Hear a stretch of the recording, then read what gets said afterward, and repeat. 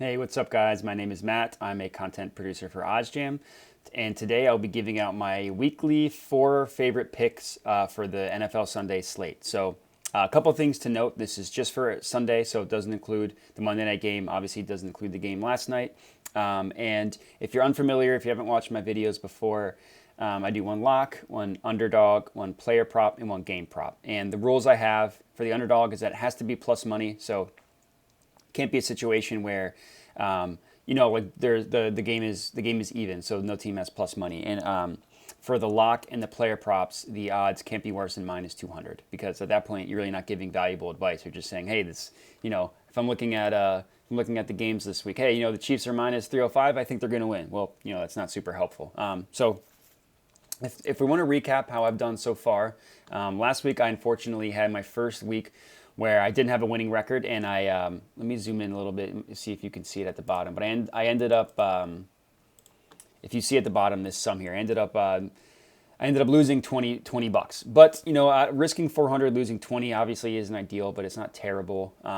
And if you look at total, I've gone 15-5, and I've profited over $1,000 from these picks. So I don't feel terrible about it. And if you're looking at like some other plays, positive EV still up about 630.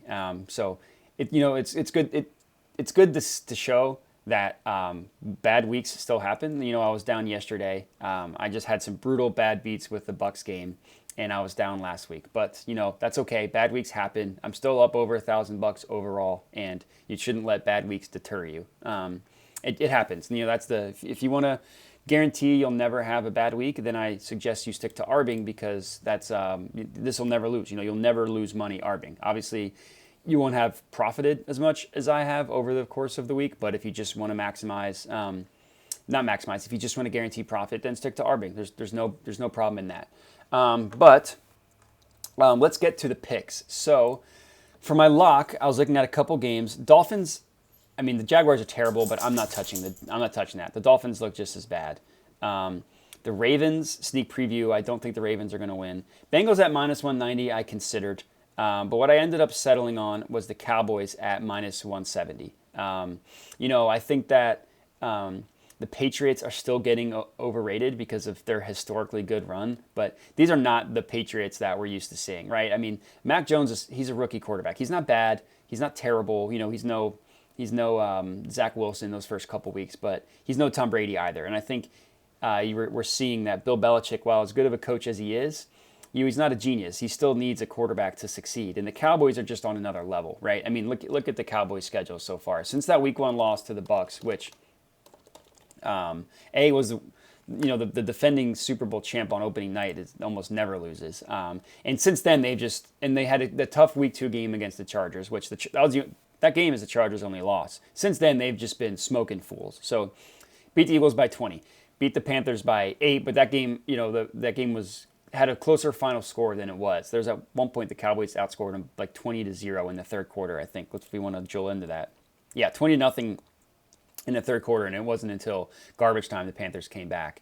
And then last week, granted, against a Giants team that lost pretty much their entire team, they still won by 24 points, and they could have had more if it wasn't for really dumb turnovers. So Cowboys are just on a different level.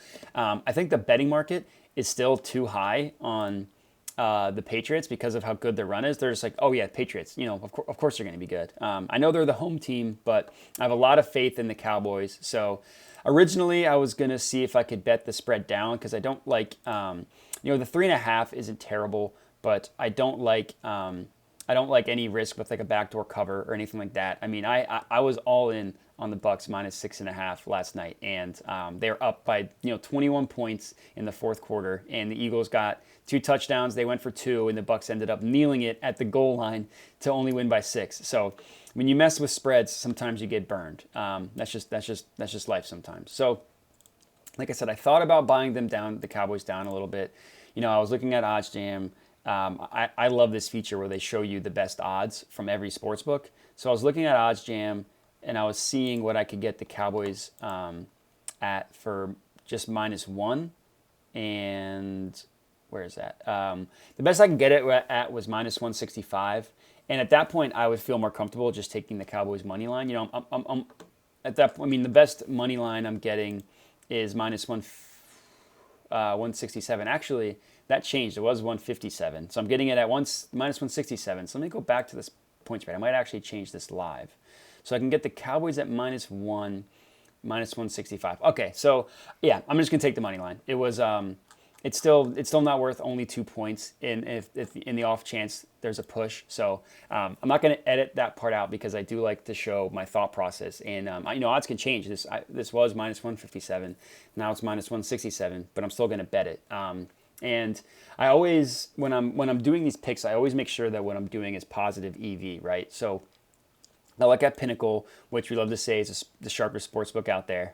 Shout out to people that have noticed that. I get it. It's kind of funny. And it looks like it has the Cowboys at -179, and we're getting them at -167. So you're getting those 12 percentage points away.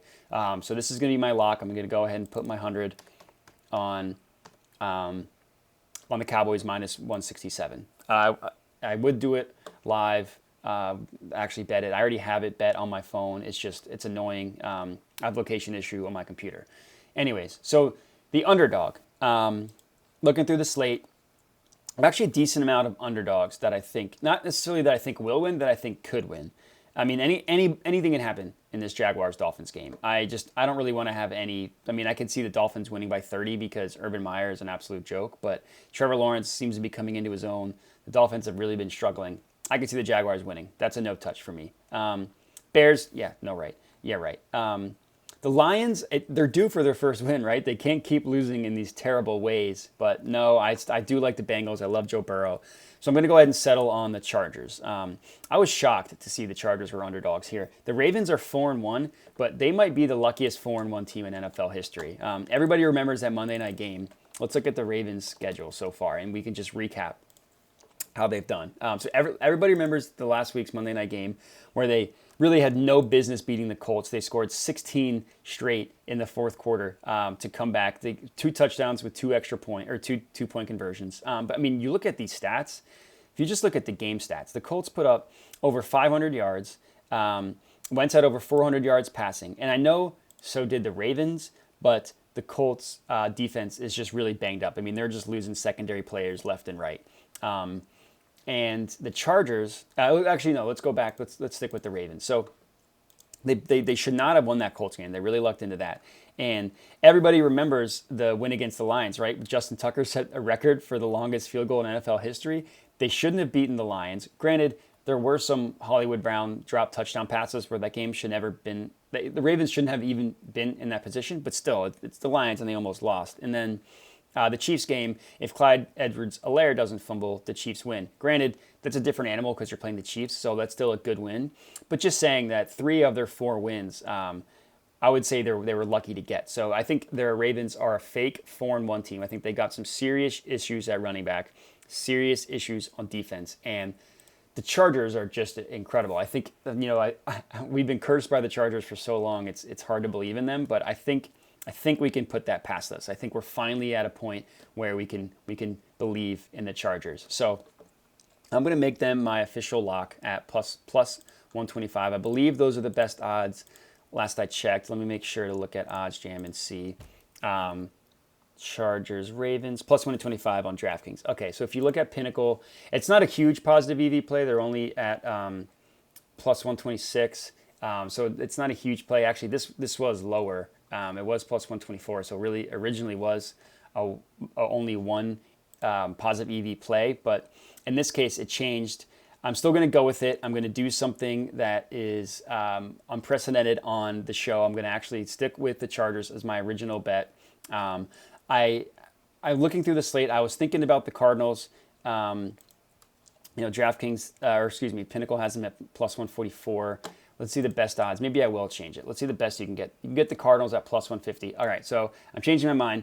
I'm putting my official underdog on the Cardinals. I changed that live. Originally, I was planning on going with the Chargers. But, again, I want to keep this in to show people how I think. And, I was going to take an underdog team last week that ended up losing, and I was trusting the positive EV plays. I'm going to stick with that. I'm going to take the Cardinals at plus 150.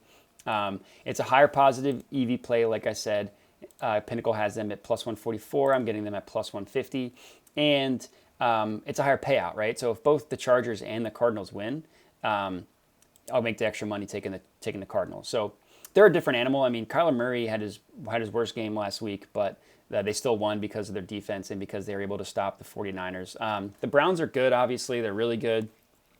But the Nick Chubb is hurt. Kareem Hunt's hurt. I don't really trust Baker Mayfield throwing the ball with that shoulder, so I'm going to go ahead and make my official lock the the Cardinals, and go from there. So the player prop, I love to look at the positive EV page for player props. This is where you'll find the most value because you'll see the widest range between sportsbooks.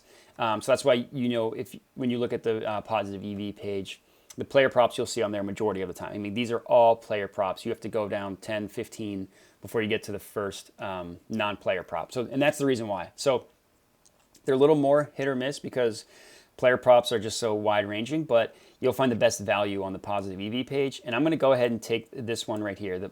I didn't mean to click into it.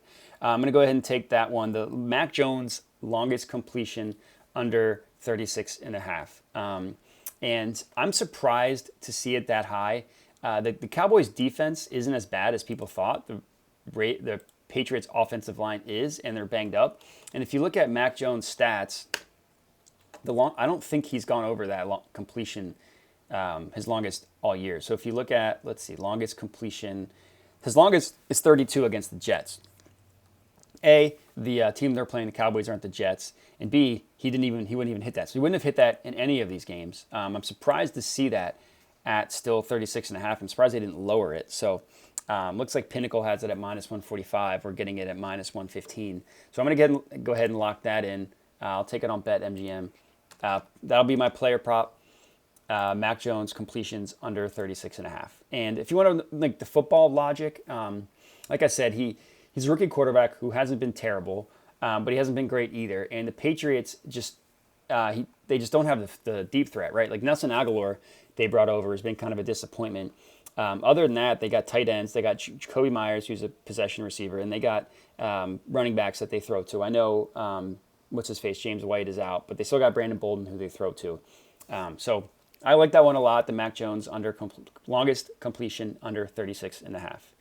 And for my game prop, I found a crazy difference. So let me show you that. I was scanning through the game props. I'll show you my process. So I was looking through the game props, just seeing, what team. I look through before I make an official play. I look through every team's. I look through every game and every team's team total. But what I found was the Cardinals had their team total at 23.5. Now I thought this was interesting, so I looked into it, and I looked at Pinnacle to see what they had them at. Pinnacle has them at 26.5. So granted, it's plus 142, but that's a whole 3-point advantage, right? So that's pretty big, and I can get them at minus 105. I believe I can find better odds on that. So let me check. Looking at the Cardinals, looking at team total. So it looks like over 23.5. I can get them at plus 100 on BetMGM. So that's going to be my official player prop. So let's look at some Cardinal stats. Cardinal schedule so far. So I believe they've gone under this total only once. Let's see. 38, 34, 31, 37, and 17.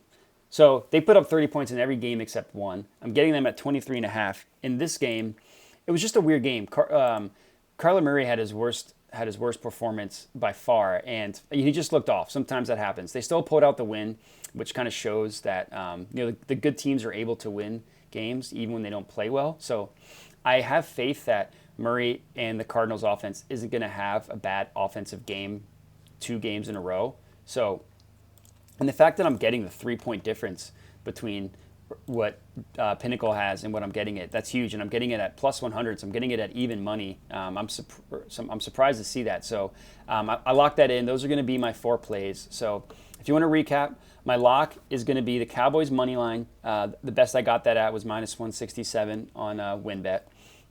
My underdog is going to be the Cardinals at plus 150 on BetMGM. I want to give a little mini shout out to the Chargers. They're my second pick for underdog, but their odds changed. They were no longer a positive EV, so I couldn't go with it. My player prop is going to be Mac Jones, longest completion under 36.5. And my game prop is going to be the Cardinals team total over 23.5. So I'm feeling a good week. Like I said, last week was my first down week. The first week I had a losing record, or losing money, I should say. And it's important to understand that bad weeks happen. With sports, sometimes. The Chiefs start 2-3. They've had 3 bad weeks. The Bucks lost a game. Sometimes these things happen. The important thing is to not immediately change your strategy and to just kind of lose your mind and start making bad decisions. If I stack consecutive bad weeks, then yeah, I'll alter my strategy. I'll talk about that and I'll see what I'm doing wrong. But it's treated me well more times than it's not, and I think it's a winning strategy. So I'm going to stick with it. These are my 4 official plays. If you have any, comments on that, you can hit me up on Twitter at @modi_sports. I would love to see if you agree, if you disagree, what you thought. If you're tailing, I've seen a lot of people, if they can get it in a parlay, they'll send me parlays of all my picks, which is cool to see. So I'd love to see that. Or if you think they're terrible, let me know. Or you can also, like I said, Twitter at @modi_sports. You can also hit me up on OddsJam. My email address, matthew@oddsjam.com. We'd love to hear from you. And that's all I got for you. So good luck. Happy betting. Happy watching. Have a good one.